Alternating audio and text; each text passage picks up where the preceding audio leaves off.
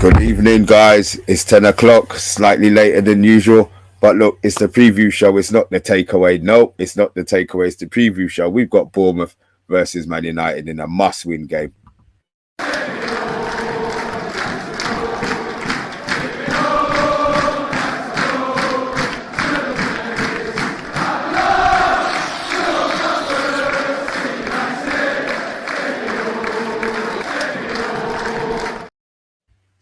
Solo, how you doing, man? Welcome to the Friday Night Madness. How you doing, sir? Listen, it's not the Friday night takeaway, but this is probably the first Friday night I've done, isn't it? I don't remember you being on at 10 o'clock on a Friday. I'll be honest. TikTok, bedtime. Listen, man, we'll get it done in and out, man, so you can get some of your Brilliant. beauty sleep, guys. Get some of your beauty sleep. Guys, if you are watching, you are new to the channel, look, please hit that like, hit that subscribe button. Boy, it's a game we got to win. We got 3 games left, Solo, man, and the pressure's starting to count. Newcastle winning, obviously. I know Newcastle won their game. They put down the marker. We've now got to do ours. We've now got to win tomorrow. Look, Bournemouth, we know we're struggling away from home. Surely they're 14th in the league. They're on. Let's look. They can't get relegated. 39 points. Yeah, if they lose tomorrow, they lose tomorrow. I'm not going to say if they win tomorrow. If they lose tomorrow, they still say the lowest they can finish the season is 16th. So their job's done. So Yeah. I'm hoping they're on holiday. I know people are going to say, "Oh, they're relaxed now." We're not. We can't be relaxed. So I'm hoping that we put a job in. I mean, it's difficult, man. I mean, look, team news we know. Obviously, the big one was Rashford maybe being out. That's the one that's frightening me the most. Yeah. He's the one who's probably carried the team. Obviously we've had Casemiro, we've had Martinez, who have been stellar performers this season. Let's not get it twisted, but without Rashford's goals, I don't know where we Didn't would be. even get into the play this season, did they? Neither of them. Well, look, I if we get top 4, I don't care if none of them don't get into. Yeah. None of them don't get Rashi, the into the only one. season. Rashi. Yeah, well, look, then that's what we expected. Goal scorers always get all of the plaudits. We know how it is. We know how it goes. We know how, goal scorers are the ones who get paid the most money. They're the ones who take all the headlines. So I'm not surprised he's had a great season for us. His numbers probably haven't been as good as they probably could have been the last maybe 4 or 5 games. There's been a substantial drop off from what he's been doing, to be fair.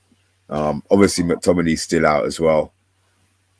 No, McTominay's back. McTominay's fit, he travelled, didn't he? But the Yeah. thing with it, though, as much as he's saying that over these last few games, I think me do talk quite a lot about it. And I think, for me, I feel Rashford is carrying an injury at the moment. I do feel he's carrying something. I don't think he's fully fit in those last few games. And this just shows him not going now to the next game. It's almost like I think he's going to be even out for the Chelsea game and for the last game of the season for him to be fit enough to play in the final for the FA Cup. I mean, I know that's probably the rotate, but we can't afford to rotate. Let's be honest. I think if he's available to play, I think he should play. Ronika, Rashford always break. Yeah, I don't recognize the name. Newbie, welcome. Rashford always breaks down play, so we score less collectively. But you're saying that he's too selfish for the team. I'll be honest. I think if it wasn't for him, we would be in a chaos. I don't think there's anybody else in the team. Even when they get the chances, you look at the chances created. Bruno, the last 2 games, has created 11 chances, and we haven't put any of them away. The whole season, he's created 108. 108. Yeah, he's top, isn't he? He's top on it. But imagine if we had, Mr. B. Thank you. If we had a forward who could finish their dinner, imagine where we would be in this league this season. So it's a hard one. Look, we know what we need to do. Obviously, we've got to have faith in what Ten Hag wants to be doing. To be fair, what are you feeling, Solo, man? Feeling for me going into the game, Bournemouth have lost their last 2 games anyway. I think they lost against, Chelsea, they lost again, and they lost against Palace as well, which is good, but will they lose 3 in a row? I'm not sure if they'll lose Who's it? Oh, thanks, Rebel. I'm doing my rounds tonight. Yeah, so for me, it's a game where they're away. What was it? They're away. I think the Chelsea game, they're away from home, weren't they? Mm. If I'm right to say, and they lost that Yeah. game, didn't they? 3-1. And I Yeah. think where Palace at home when they lost that game, I think Palace was at home as well. Now we are playing them at the ground, but we travel. It's like almost like we got away sickness, not home sickness. Yeah. We're away sickness. Yeah. So it's for me. I am still worried, even though I think it's a game we should win. But like you said, take away Rashford goal and the impact Rashford has. I'm hopefully like Garnacho can be that impact player this weekend coming up because we need a flair player who's going to be taking on players, who's going to run at players. And I feel Rashford does that. And also with the, like we're talking about Bruno's Fernandes, how many chances created. All I'm saying, give Garnacho 2 of those chances for him to bury at least one of them to score a goal. My only thing is, and I think I've got to give the opportunity to Anthony, and not a lot of people would like me for this, and I think Anthony will grow into a world-class player for Manchester United. But at the moment, he frustrates me because he just doesn't release the ball quick enough. And I do think also with the last game, was it what game did we? The last game we were won, yeah. He actually released one ball. The minute he got it, he released it, and it was a goal. And it just shows if he picks his head up more and just put that one ball through. You know, again, we're talking about how many chances Bruno Fernandes created, but imagine if he's done that throughout the season, what could have been with Anthony. No, I hear that. I hear that. First season syndrome, man. He'll be much better next season. If we're still talking like this halfway through next season, Solo, then you know I might begin to agree. But yeah, look, he'll step up. He'll step up. I mean, look, the beauty of it now is that also, you know, if you're new to the channel, then we've always got Solo's 11. Now we'll get it up. We'll see, guys. So Solo, this is what you've gone with. But look, this is the team. Obviously, we've gone with if Rashford isn't playing. We will never drop Rashford. So we've gone with you've gone with the Hayring goal. Again, I know a lot of De Gea get a lot of criticism. I know it's coming towards the end of the season, and I think under different circumstances, you probably could imagine Ten Hag probably would have put Butland in and give him like a little run out. But at the moment, it's, for me, I think if I'm right to say, if I am correct, I think, is it 17 or 18 clean sheets he's had this season so far? De Gea? Is it? Yeah, in the Premier League. I thought it was more than that. In all competition, it's about 26, 27. And the thing with it is goals leading to error. That's another thing that everyone knows. 4 goals leading to error. And we are United fans. And I know for us, we want more from our goalkeeper and from our players. But goal leads to error. He's got less than Ramsdale. And we're all talking about Ramsdale playing out from the back with his feet. And most of Ramsdale's goal is conceded through him passing the ball through the back. And apparently that's what we're trying to do. We're trying to emulate a sweeper keeper, where for me, a shot stopper, he does make his mistake, but he's the best what we've got. And I think, you know, De Gea will definitely start. Why it is as well with obviously Luke Shaw, with Varane coming back, Luke Shaw obviously then go back on the left-hand side as well with Wan-Bissaka. And I think, again, another player that been very critical by United fans this season is Wan-Bissaka. Christmas, and everyone wanted him to be gone. He came back from whatever happened to him, and he's a different player. And I think as well, if Wan-Bissaka is fit, he's going to be one of the first names on that team sheet. Question for you though: do you obviously he's had this duel with Dalot all season? It's been quiet on the Dalot contract front. Do you think that Wan-Bissaka will actually be the one to stay, and Ten Hag will probably look for a more offensive player? So games where we probably need to lock down a left back, Wan-Bissaka will play probably like he's been doing the Matoma games. You know, I would have hated to have thought what Matoma would have done to Dalot if he was playing against Dalot. Do you think he'll go for a more offensive right back? I think, to be honest with you, I think Wan-Bissaka cemented his place as the number one right back at Manchester United at the moment. Okay. I think it's going to be. I think Dallow's good, but I think Dallow probably will cost. Dallow will. There's money for Dallow. You still can get money for Dallow. No, he's on a free. He's going on a he's going on a free at the end of the season. Yeah. So I think what will happen is it depends on the takeover of what's going on within the takeover. What we're going to look at Luke Shaw, but right now for me, without the takeover, Luke Shaw is for me Man United number one right now. He is. He starts every game for Manchester United. Okay. And again, another player we criticise, well, not me, but fans do, is Luke Shaw. Luke Shaw is literally, he's done more than his fair amount of job this season. Played that centre back, right left back. He's done, you know what I mean, and he's played with almost like, I would say, like probably about 8.5 out of 10 every game for us this season. So you give him that 8.5? Yeah, 8.5. Very, very, very, very. You know what, Mr. B? And again, this is about something I call the biasness. It's an agenda of players at Manchester United. And when you go on to Twitter, when you go on to other platforms, you see the biasness then. If you actually circle around everything and look at the biasness of it, rather than like, Armando will always say it's all about the eye tests. When you watch Luke Shaw, he doesn't really put, you know what I mean? He's England number one right back, left back. He doesn't really do much wrong, does he? And he's been playing centre back. He's been taking out England's number one centre back.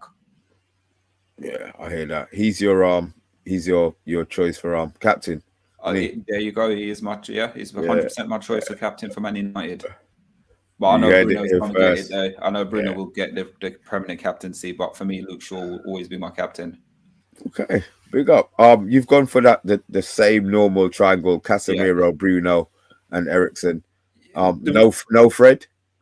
The reason why you've gone with this, again, I know Eriksen has come back in and he doesn't seem the same player since that injury. But at the same time, when you look at him and Casemiro, the record between them two, they really and truly hardly lose a game when they play together. And you got to go with that. And then also with playing against Bournemouth, Eriksen more or less be the player that comes off. And then you bring Fred on second half with the legs, with that energy to boost the midfield up. Because what it is, you start Casemiro, you start Fred. And then what you're going to do, you're going to then bring Eriksen on. That's going to slow the game down. So why don't you bring on the player who's got a bit more pace and a bit more of that energy in the second half to stretch the game? And a lot less technical ability. Let's not get it twisted. Listen, he's technical, man. Don't worry, man. He's technical. He's a very technical player. Wait for it. Fred's very technical, all right? Here's a question for you from JR. Can Gary O'Neill be as good as a manager as Phil Jones? Gary O'Neill. Listen, I didn't get to finish my conversation here, my topic. I got literally steamrolled before I even started it. What I was trying to say there, JR, was I was trying to talk about players who got injured and basically went on to become managers and decent managers.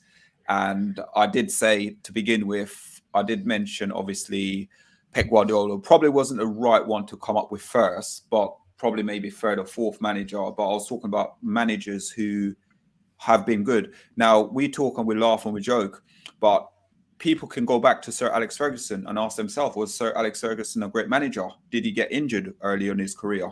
The answer is yes, he did. Was he a great player? The answer was no. He weren't a great striker, but he was a fantastic manager. Just saying. I hear that. I hear you. I don't disagree. I don't agree, but I do hear what you say. Right, you gone Garnacho over Sancho. Garnacho, again, for me with Garnacho is about the raw pace, that talent where he just drives up players. It's almost like that youth, isn't it? No fear. And that's what I used to love, like when you used to watch back in the 90s, sorry to bring that up, and then you look at sort of those players, Mr. B, you remember obviously, and some of the people in here as well watching it, you remember the Conchelsas of the world, You remember like Lee Sharp, when Lee Sharp first break through as well, all these players had no fear. And the thing with Garnacho as well, he's got no fear whatsoever. And I love him. He just, like when he's playing, you see him with the ball, it's like you get goosebumps in it when he's getting the ball and he's running at players, when you just sit there and think, oh, this is just vintage Manchester United, a youngster as well. Like, again, when we look at it as well and we go back and we flip about, say, for instance, we look at Rashford, when Rashford first burst on the scene, and it was the same sort of thing, wasn't it? I get this. When he gets the ball, I do this. I'm waiting. Yeah. The edge, you just sit up and you sit up and it's like, what he's going to do, what he's going to do. It's no fair. So Sancho, don't get me wrong, Sancho does the job. He gets criticised a lot, but I think Sancho does exactly what the manager wants him to do. But I think what it is in the Bundesliga, and this is what people got to remember, the Bundesliga is totally different from the Premier League. Yeah. In the Bundesliga, he's ripping up, he's scoring goals. Yeah. But when you look at the Premier League's a different beast. And with Sancho, I think he does the basic of what he's meant to do as a footballer. But I think the basic, as Man United fans, they don't want that. They want a bit more. And again, this is another thing when it comes to the biasness of certain players. Certain players are allowed to get away with certain things, where certain players isn't allowed to get away with it. And I think people has been on Sancho's case far too long. Let him play his football. He will come next season, like we said about Anthony. Sancho will be that player next season. Okay, look, you've gone on to Anthony. He had a good game last one. He was our most productive player and our most wasteful player all in one game. Yeah. And that's the one game he looked up and he passed that ball. Yeah, the one time that he looked up. I mean, look, I like Anthony. I like his aggression. I like his will to win. Even that tackle, well, it wasn't even a tackle where he kicked the guy. I get it. He shouldn't have done it. He's a passion, but that shows the passion and the willingness to win. Yeah. So I'm agreeing with that, Anthony. And obviously Martial has to start. Weghorst has been nothing short of a disaster in that position. Martial scored last. Go on, let me hear it. Go on. You know the thing with Weghorst, though, yeah. And this is the thing for me, and this is scary as well, being a Man United fan, and I think Man United fans out there should be scared as well. If this deal don't go ahead and we don't sell the club, and this drags on, I could see them giving Weghorst a year contract. I could see it, man. And that's when you know the club's done, because these Glazers are criminals. They should be locked away. No, we should have something in our reserves. We must have somebody on the reserves. We talk about Mainu, we talk about Iqbal, we talk about Savage. Even to a certain extent, Ahmad's been playing at number 10. Oh, Ahmad's been wicked. Did you see his goal like the other day? Yeah. So there must be players. There must be players who can come in. The Martial situation. Look, I think he's gone. I love him to bits. I wanted him, but I actually think that he's served his time. Guys, if there's 15 of you in the chat, please hit that like button, hit that subscribe button, and look, we need 15 score predictions if there's 15 of you in the chat. Don't be shy. If you're watching, you're just passing through. Look, just type it in and let us know what you're thinking this score prediction is going to be. Obviously, we haven't been winning away from home. I'm wondering if it's now mental. Normally we would have had, normally we would have had big thing. Oh, Bournemouth, score wise. I'm worried. It's not worried in regards to the fact that I think Bournemouth can beat us. I'm worried to the fact that we're not going to do the job that we need to do as efficiently as we need to do. I would love to be 3-0 up after 25 minutes, half an hour, so that we can just sit back and relax. But we know Man United don't do it that way. With Raika, it's gone 3-0 United. Yeah. I mean, we haven't scored 3 goals in forever, and away from home it must be longer than forever. Bart's gone 2-0 United. Bruno scoring and assisting one. I think he will be involved in a goal at some stage. You know what's funny is this though? Is this comment? Yeah, Martial is a French and no, JR, don't say that. Don't say that. It frustrates the life out of me. Yeah. But that could be a really, really good comparison, Because It is a good one. That's why I'm yeah, laughing, because I think oh it's good. It's a good no, comparison. Because oh injured, constantly injured, he'll come back, he play a game, and then all of a sudden, bang, he'll be injured again. So yeah, 100% with that. I couldn't agree more. We've never seen Martial scored a worldie. He's a forward for Man United and hasn't produced anything. He's got got to be one of the worst forwards we've ever had. Wow. see, as I said, I mean, look, if you look at his numbers this season He's only per had one minute, good right? season for us, though. Yeah, I know it's not good. I mean, what can we get from if we sell him? Look, we'll probably talk about in another show. But Talk look, about, yeah. what score you're gonna go with? I mean, Anthony Herbert's gone 7-0 to Bournemouth. Thank you very much, Yeah. Anthony, our resident gooner. What score are you gonna go with this solo man? I just did a score prediction for the paddock and I went 2-1. So I'm going to change it. I'm going to go 2-1 United. I can't see us keeping a clean sheet. I did put down my score prediction for Martial to get a goal and actually Anthony to score as well. Okay, So confident. I'm going 2-1. Yeah, I would go 2-1 as well. I think we will score. I think it's going to be a nervous game. I just don't want them to score first. As long as they don't score first, then Yeah. you know the nerves will be kicking in. The nerves won't be kicking in. So sorry. I'm not.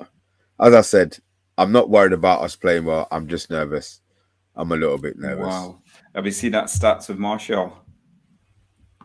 Go on. 10 from Man United, Man U, 10 Premier League, Martial, 10 Premier League games in 2 seasons, 10 goals. Okay, well, look, that just sums up Martial's numbers. But look, I'm not gonna. Anthony Herbert's drunk as well. He's got slippery fingers. Yeah, After Arsenal slipped the trophy, the title. There you go. I did guess that, guys. Is there anybody else? I see there's some silent listeners in here. There's some silent watchers. I've only had 3 score predictions, guys. We're going to be on for another couple of minutes. 5. You got yeah, me 5 and you. score predictions. We did predict them. So, guys, look, to get the score predictions in. Look, the game's on at what's that? 3 o'clock tomorrow. 3 o'clock tomorrow. Yeah. They're talking about a ban on the game being on, so I'm sure that we have to do a Now TV or something to try and get that up. But if we can get it up, we will be doing a watch along at some stage tomorrow. Yeah. Man United's gone 3-0 United. Andy Herbert's gone 3-2 United. We will try and get something up. So look, guys, look, this has been the preview. It was a late one. It was a short one, but it's good to be working with the boss man again, man. Welcome back, Ralph. I know you won't be here for too long, but yeah, I'm in and out. I'm gone again. You ain't going to see me for about 5 weeks. Yeah, I know. Look, it is what it is. It's been a pleasure today, though. It's been a pleasure. 2 shows in 1 day. It's been a pleasure. Yeah, that's good, man. Guys in the chat, thanks for watching. Hopefully we will get the score done. Hit the notification bell to find out what time the reaction will be going out tomorrow. And this is me, Mr. B. Him over there, solo. My left hand, my right hand, man. I don't know, working out how it is. Guys, that way. yeah, guys, thanks for watching. This is Man United Agenda. Cheers. We're out. Bye.